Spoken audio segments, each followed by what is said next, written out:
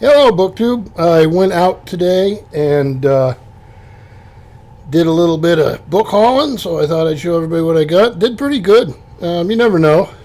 But it was a little chaotic over there today, so we didn't stay long. But I thought I'd show you what I got. So the first thing here, this is the Battered Stars, one state Civil War ordeal during Grant's Overland Campaign. From the Home Front in Vermont to the Battlefields of Virginia by Howard Coffin. I have read this before. It's a nice copy. When I got home, I had to clean some coffee stains off the front of it. And if any of you ever seen those little alcohol pads that they like before they give you a shot, I buy those by the box, and you can clean up a lot of books with them. Especially these slick covers. They'll take a lot of the grime off, so it's been cleaned up. So, let's see here. Filmmaker Ken Burns praised historian Howard Coffin's first book, Full Duty, Vermonters in the Civil War, as a rare Civil War gem. Excuse me, a story that makes that remarkable and tragic war come alive and seem more human. Now, to tell the story of Vermont's role in the bloodiest of all Civil War campaigns, Coffin has unearthed previously unpublished archival material, scores of wartime letters, records, diaries, and newspaper accounts to create a vivid description of the horror and bravery of the Wilderness, Spotsylvania Courthouse, the North Anna, and Cold Harbor.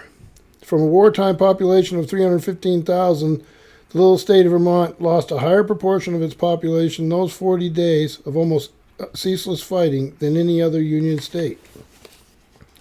Coffin also tells the story of the people at home, of their granite-like resolve, how they went about their everyday business while desperately searching newspapers and letters for words of loved ones, as the wounded soldiers and flag-draped caskets began to arrive.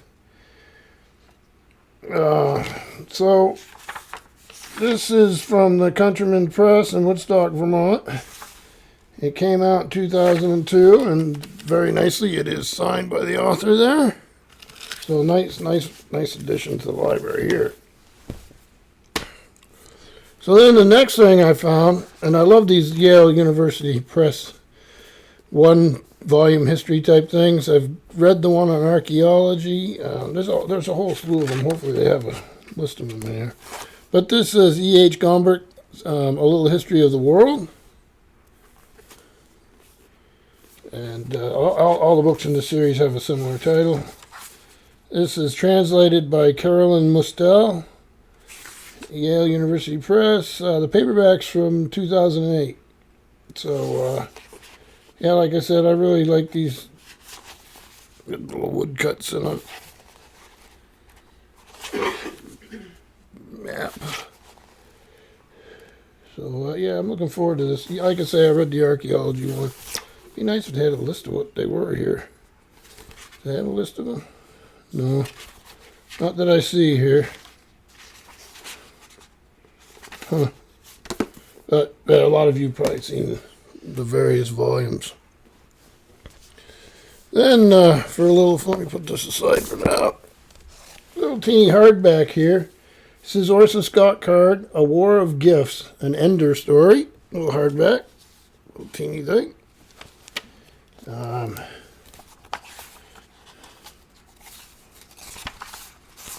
Let's see when this came out. This is Tom Doherty Associates. And this came out in 2007. Here's what it looks like on the inside there. I don't know if there's any. It's got the deckled edges. The human race is at war with an insect-like alien race. The first battles went badly, and now Earth prepares to defend itself against the imminent threat of total destruction at the hands of an inscrutable alien enemy. All focus is on the development and training of generals who can fight such a war and win. So a lot of you will know the story, and this is just a little piece of it. Nice little volume.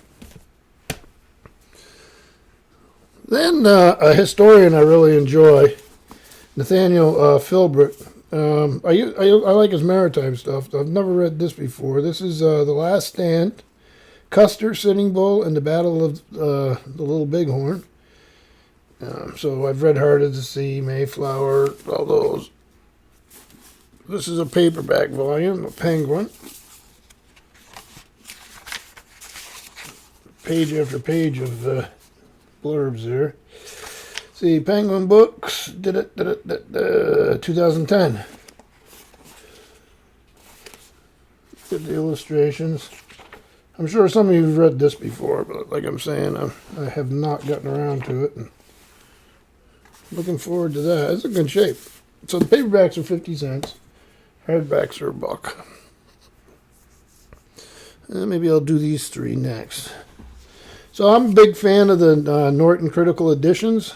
They usually have a lot of critical apparatus with them, histories, place the volume in context, and some criticism. So this is Scarlet Letter Norton Critical Edition. This is the 3rd edition, edited by Seymour Gross, Scully Bradley, Richmond Coombe Beatty, and E. Hudson Long. Good shape. I looked through it, didn't see any yellow highlighters or much in the way of any kind of... Yeah, I still don't see any.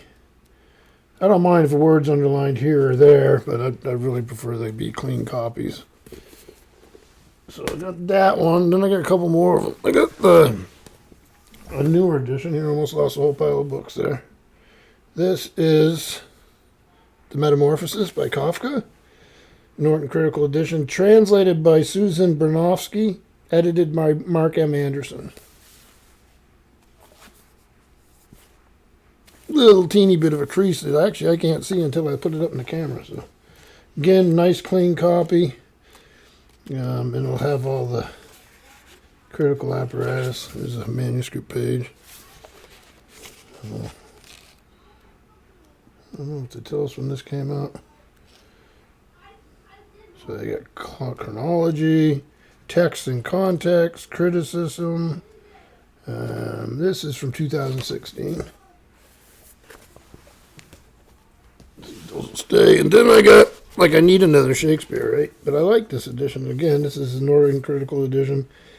This is edited by Robert S. Miola. This is Macbeth by Shakespeare with Captain Picard on the cover.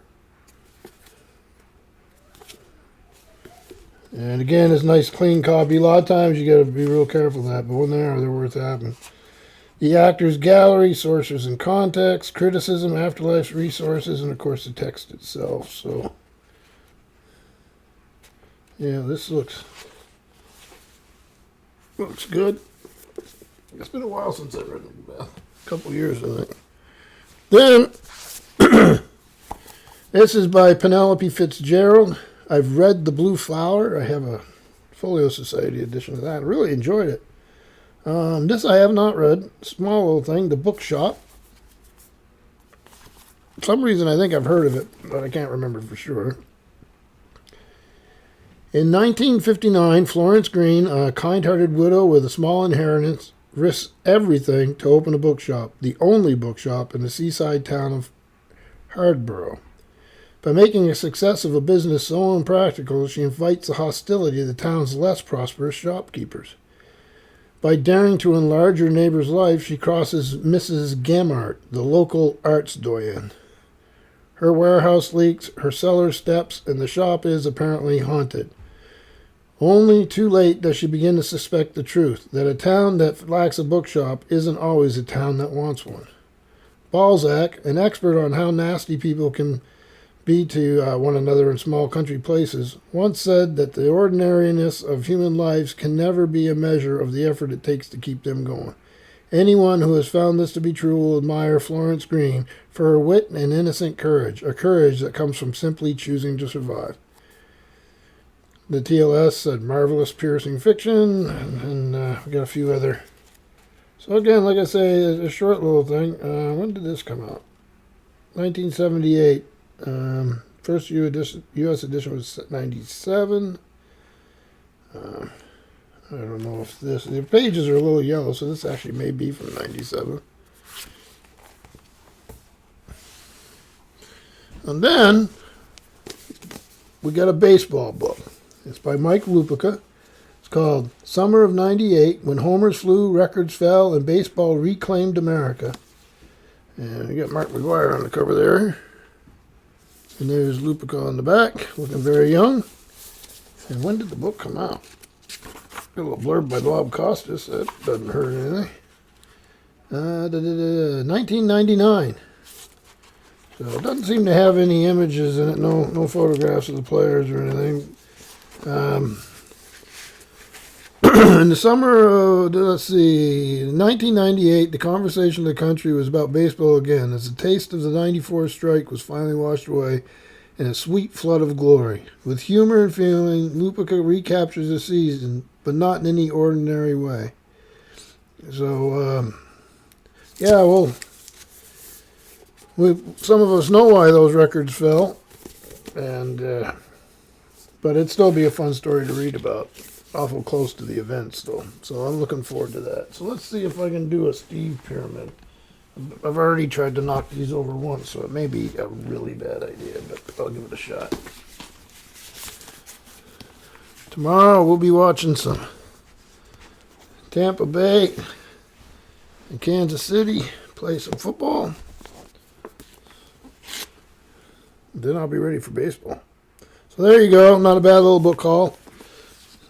And we had fun going out. It was a pretty day. Snowed yesterday, but it looked really nice out there today. So I hope everybody is well. And I have to get back to reading Hyperion. Thank you, BookTube.